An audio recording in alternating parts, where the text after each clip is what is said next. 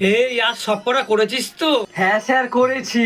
ঠিক আছে, বাংলা সরাটা পড়ে শোনা আমাকে। ঠিক আছে স্যার বলছি। আতা গাছে পাতা নেই, ডালিম গাছে পোকা, আজ আমার মন ভালো নেই, বন্ধ করুন পড়া। এইসব কি বলছিস তুই? আসলে আমার মা বলেছে প্রতিদিন নতুন কিছু শিখতে, তা আমি এটা নিজের হাতে লিখেছি। ভালো হয়েছে স্যার? আচ্ছা ঠিক আছে ঠিক আছে, ইংলিশ বইটা বের করে এবিসিডিটা পড়ে শোনা। ABDCFG। এবিসিডির মাঝখানে সি মিডিলে নাই কেন, বিয়ের পরে ডি কেন? আসলে স্যার বিয়ের দিকে আমি দেখেই বুঝতে পেরেছি ওরা একজন দাদা ভাই। আমার মা বলেছে দাদা ভাইকে কোনোদিন আলাদা করতে হয় না, তাই আমি ওদের দুজনকে এক করে দিয়েছি। কিন্তু মহা জ্বালা রে। ঠিক আছে, তুই অঙ্ক বইটা বের কর। কালকে তোদের যোগ শিখতে অনেক কষ্ট হয়েছিল, আজকে তোকে আমি সহজ নিয়মে বিয়োগ শিখাবো। ধর তোর কাছে 5টা চকলেট আছে, তার মধ্যে আমি 3টে নিয়ে নিলাম, তাহলে তোর কাছে এখন কটা থাকলো? আরে কি হয়েছে বাবু, কাঁদছিস কেন? মা আমার কাছে 5টা চকলেট ছিল, স্যার 3টে নিয়ে নিয়েছে।